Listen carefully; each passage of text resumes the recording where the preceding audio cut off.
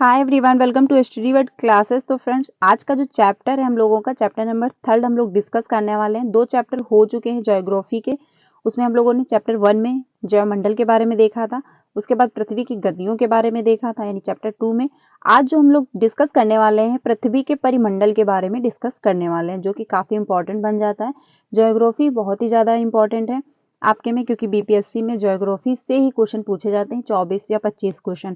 ठीक है, और मॉडल हिस्ट्री, यानी ये जो सब्जेक्टिव होती है यहाँ से ज़्यादा क्वेश्चन उठाए जाते हैं, तो आपको अच्छे से डीप में पढ़ने की बहुत ही ज़्यादा ज़रूरत है। इसकी मैं पूरी प्लेलिस्ट बना दूंगी जिसमें आपको हिस्ट्री भी मिल जाएगी एंड साथ में ज्योग्राफी भी मिल जाएगी। ठीक है, तो अगर आपने वो क्लासेस नहीं देखी तो वो भी जाके देख सकते हैं। अगर आपने नहीं देखा तो आज आपको प्लेलिस्ट मिल जाएगी, वहाँ से जा करके अच्छे से चेक करके अपना मतलब जो चैप्टर वाइज देख सकते हैं। ठीक है, तो स्टार्ट करते हैं। आज का जो चैप्टर है पृथ्वी के परिमंडल, यानी इसके बारे में हम लोग आज डिस्कस करने वाले हैं। अगर चैनल पर पहली बार आए हो तो वीडियो को लाइक करके चैनल को भी सब्सक्राइब कर लीजिएगा, ताकि आपको सारी क्लासेस मिलती हैं। ये बीपीएससी की जो ये क्लास आपको मिलती है ये डेली 2 बजे मिलती है, तो उसको जरूर ज्वाइन करिएगा। इसमें हम लोग एससीईआरटी कवर कर रहे हैं। वहीं पे आपको जो 5 बजे क्लास मिलती है वो सीटेट के लिए होती है। ठीक है, उसमें हम लोग सोशल साइंस यानी एसएसटी डिस्कस कर रहे हैं। उसमें भी 6 एंड 7 क्लास की पूरी हिस्ट्री हो चुकी है। क्लास जो 8 है उसकी 3rd चैप्टर भी हो चुके हैं हिस्ट्री के, तो वो आप लोग ज्वाइन कर सकते हैं, क्योंकि जीके जीएस में आपका एससीईआरटी प्लस एनसीईआरटी भी पूछता है। ठीक है, तो ये ध्यान रखिएगा। 3 बजे जो आपको क्लास मिलती है उसमें ईवीएस हिंदी पेडागोजी आपकी पूरी समाप्त हो चुकी है। सीडीपी के भी मैक्सिमम टॉपिक हो चुके हैं, तो आप लोग वो भी क्लास ज्वाइन कर सकते हैं। तो स्टार्ट करते हैं। आज का जो चैप्टर है चैप्टर नंबर 3, इसमें बात कही गई पृथ्वी के मंडल के बारे में। तो ये आपको पढ़ना नहीं है, क्योंकि ये चैप्टर जो होता है मतलब कहानी से रिलेट करके बनाया जाता है, तो इसमें कहानी दी गई हुई है। जो इंपॉर्टेंट बातें हैं वो हम लोग डिस्कस करने वाले हैं। देखिए, इसमें जो बात कही गई यहाँ पे कि भोजन और पानी के बगैर हम कुछ समय तक जीवित रह सकते हैं। यानी कि मान लीजिए अगर आपको भोजन नहीं मिला है और पानी नहीं मिला तो आप कुछ टाइम के लिए जीवित रह सकते हैं।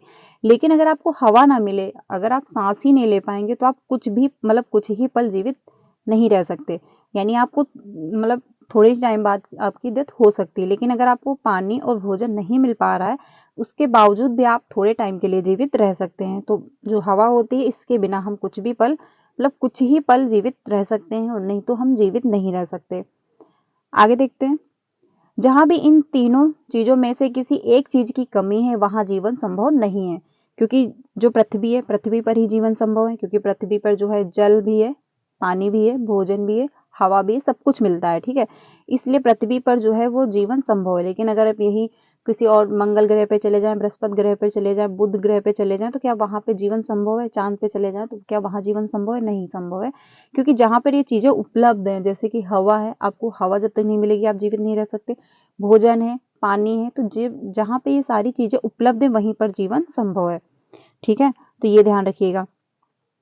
चंद्रमा और अन्य ग्रहों पर हवा और पानी नहीं है, इसीलिए वहां जो है जीवन संभव नहीं है। क्योंकि वहां पे चंद्रमा हुआ, अन्य ग्रह जो है वहां पर पानी भी नहीं है और ना तो हवा उपलब्ध है, इसलिए वहां पर जीवन नहीं है।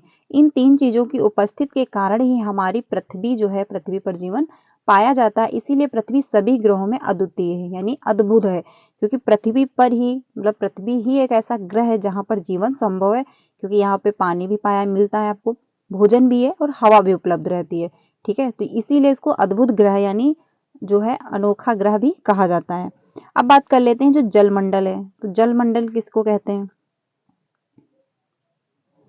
देखिए, जो जलमंडल होता है, जल में रहने वाले जीवों को जलचर कहते हैं। यानी जो जल में रहते हैं जीव उनको क्या कहते हैं? जलचर कहते हैं। ये भी ध्यान रखना, अगर आपसे पूछा जाए जलचर क्या होता है, तो जो जीव मतलब जो जीव जंतु हैं वो जो जल में रहते हैं उसको जलचर कहते हैं। इन्हें भी हमारी तरह भोजन, पानी और हवा की जरूरत होती है। क्योंकि ये जल में रहते हैं तो उनको पानी भी चाहिए होता है, साथ ही साथ भोजन भी चाहिए और हवा भी चाहिए होगी। पृथ्वी पर 4 बड़े जो जल भाग हैं, कौन कौन से हैं? प्रशांत महासागर है, अटलांटिक महासागर है, हिंद महासागर है, आर्कटिक महासागर है। तो ये ध्यान रखिएगा कि 4 जो हैं ये जो हैं जल भाग हैं बड़े। कौन सा? प्रशांत, अटलांटिक, हिंद मतलब अटलांटिक महासागर, हिंद महासागर और आर्कटिक महासागर। ठीक है, संसार के मानचित्र में इन महासागरों की जो स्थिति है वो देख सकते हैं आप लोग। यहाँ पे अभी गिवन है ये वाला। आगे देखते हैं, तालाब, आहार, झील, सागर, महासागर इत्यादि पृथ्वी पर जल के विभिन्न भाग हैं। सम्मिलित रूप से इन्हें ही जल मंडल कहते हैं। यानी जो सम्मिलित रूप है, जैसे कि आपका झील हो गया, सागर है, महासागर है, तालाब है, तो ये जो मिले हुए भाग होते हैं विभिन्न, इन्हीं को क्या कहते हैं? जल मंडल कहते हैं। ये सभी पृथ्वी के लगभग 71% भाग से घिरे हुए हैं। यानी जो पृथ्वी पर जल मिलता है वो कितने प्रतिशत है? 71% है। और जो स्थल मंडल है आपका 29% है। ठीक है, तो ये ध्यान रखना, जो जल है वो कितना पाया जाता है आपकी पृथ्वी पर? 71%। अब हम लोग देख लेते हैं जो महासागर। देखिए, ये आपका अंटार्कटिक महासागर है, ये भी आपका अंटार्कटिक महासागर है, ये आपका जो है उत्तरी अटलांटिक महासागर है, ये भी आपका उत्तरी प्रशांत महासागर है। ये जो बीच में लाइन खिंची हुई है, ये कौन सी भूमध्य रेखा है, जो दक्षिणी अमेरिका को काटते हुए और साथ ही साथ अफ्रीका को भी काटते हुए निकल जाती है। ठीक है, ये आपका हिंद महासागर हो गया, ये आपका दक्षिण अटलांटिक महासागर है, ये आपका उत्तरी प्रशांत महासागर है, ये भी आपका उत्तरी प्रशांत महासागर, ये आपका दक्षिणी प्रशांत महासागर है। तो ये आप देख सकते हैं, ये उत्तरी अमेरिका है, यहाँ पे यूरोप है, ये एशिया है, अफ्रीका है। ठीक है, आगे चलते हैं।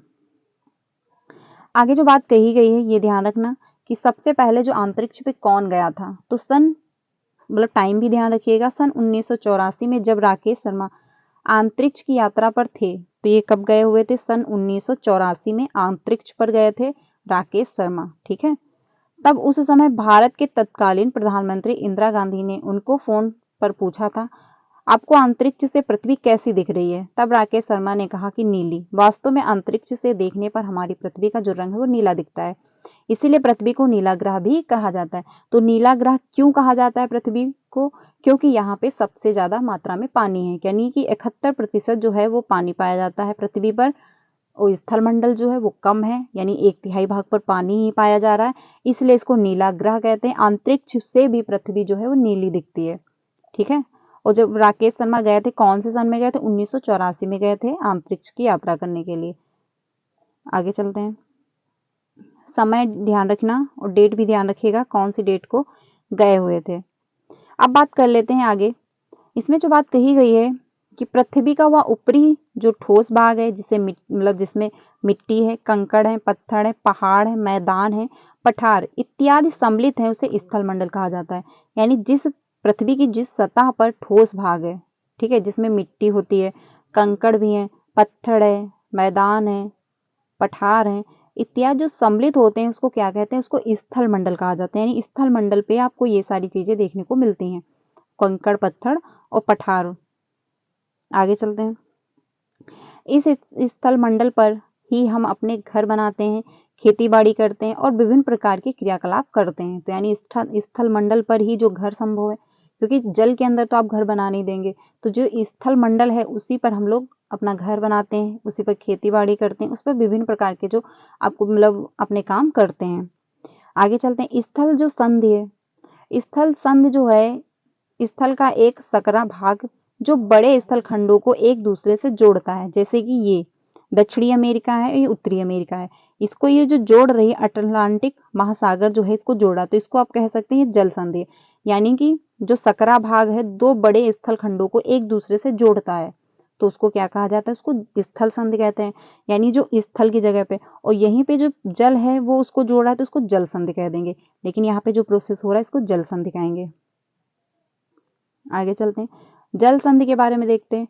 पानी का सकरा भाग जो दो बड़ी जल राशि जैसे समुद्रों तथा महासागरों को एक दूसरे से जोड़ता है, इसे जो है जल डमरू मध्य भी कहते हैं।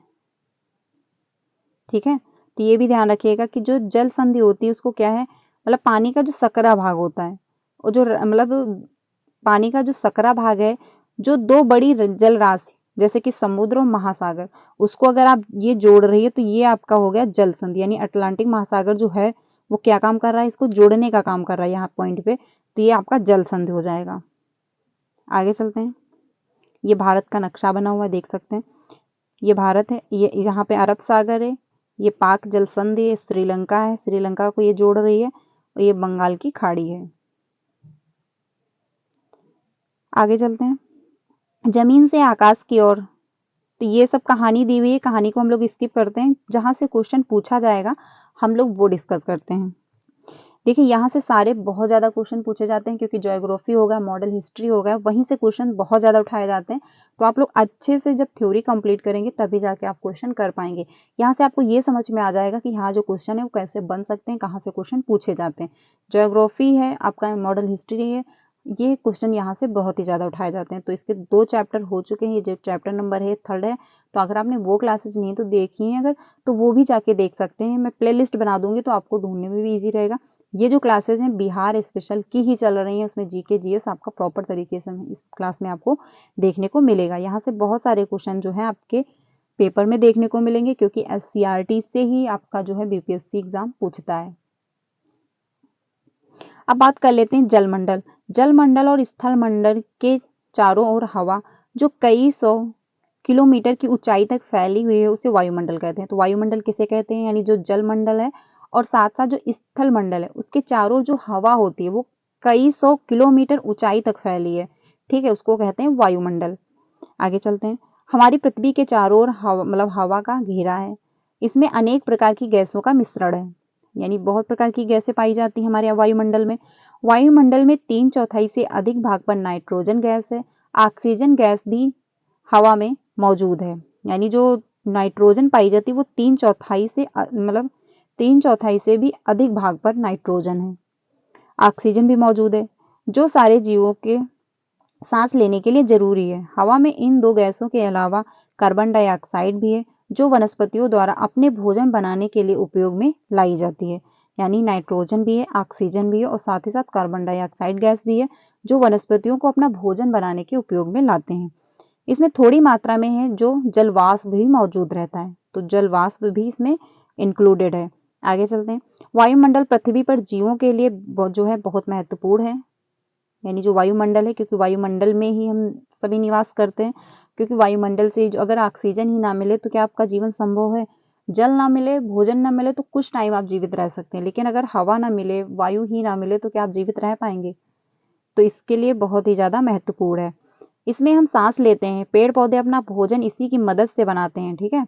जो पेड़ पौधे अपना भोजन बनाते हैं वो कैसे बनाते हैं? वायुमंडल से ही बनाते हैं।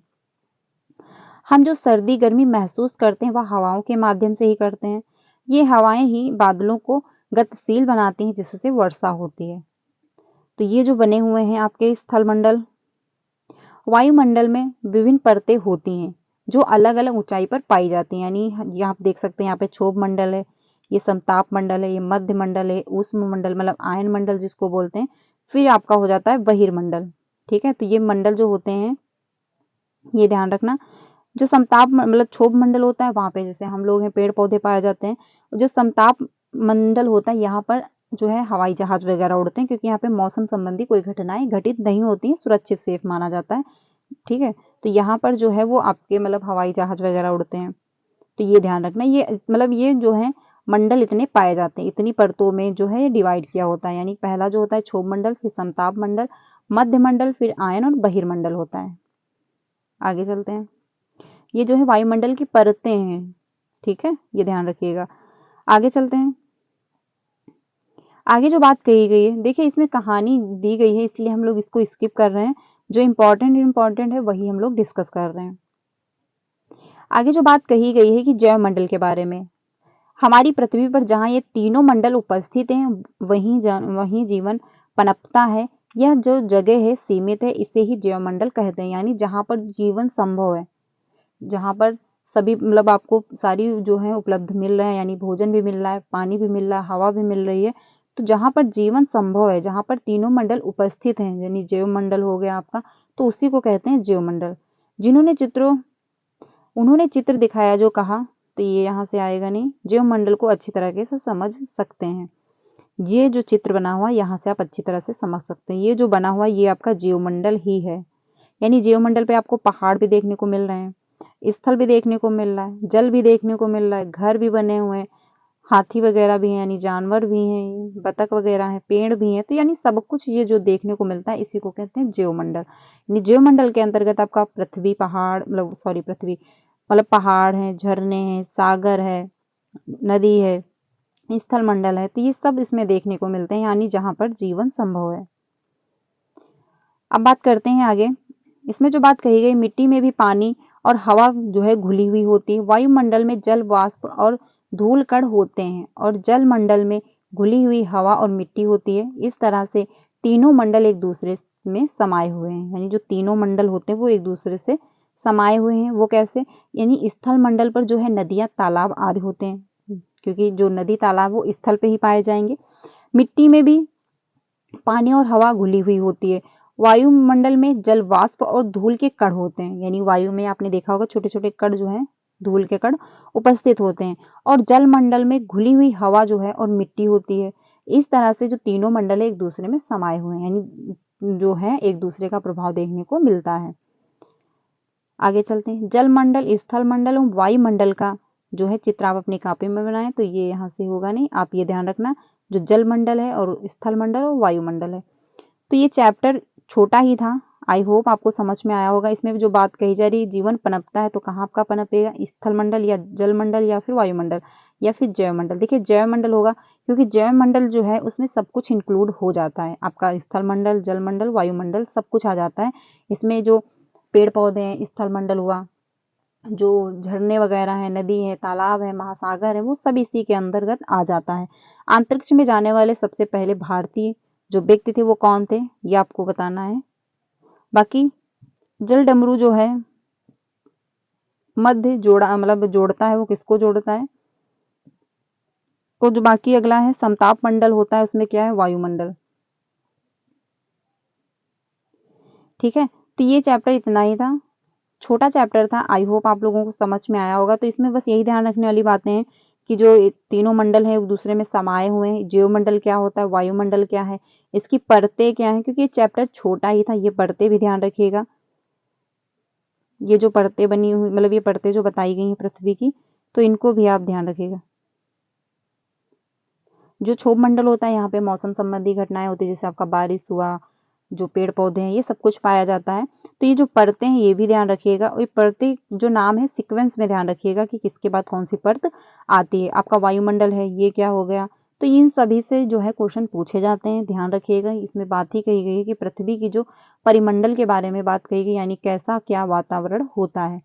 बाकी जल संधि क्या है, स्थल संधि क्या है, तो ये भी ध्यान रखना, यहाँ से भी क्वेश्चन पूछे जा सकते हैं, क्योंकि जो है ज्योग्राफी से क्वेश्चन आते हैं, मॉडर्न हिस्ट्री से क्वेश्चन आते हैं। तो आपको ये सारे जो है सब्जेक्ट बहुत अच्छे से पढ़ने हैं, क्योंकि जो इसमें है आपका 120 नंबर का जीके जीएस ही आता है 1 to 5 में। ठीक है, 30 नंबर की आपकी लैंग्वेज होती है, तो लैंग्वेज को आपको, मतलब लैंग्वेज में अगर आपके 10 नंबर हैं तो आप पास हो, क्वालिफाई हो। लेकिन जीके जीएस जो है वो ज़्यादा अच्छे से कंप्लीट करने की ज़रूरत है, क्योंकि इसमें बहुत सारी सब्जेक्टें जो है इंक्लूड होती हैं। तो आई होप आपको ये क्लास समझ में आई होगी। क्लास अच्छी लगी तो उसको लाइक करिएगा, एंड ज़्यादा से ज़्यादा अपने फ्रेंड को भी शेयर कीजिएगा जो भी बीपीएससी की प्रिपरेशन कर रहे हैं। ये क्लास आपको डेली 2 बजे मिलती है, तो उसको ज़रूर ज्वाइन करिएगा, आपका यहाँ से जीके जीएस कंप्लीट हो जाएगा। मिलते हैं नेक्स्ट क्लास में। क्लास अच्छी लगी तो उसको लाइक ज़रूर करिएगा। Thank you.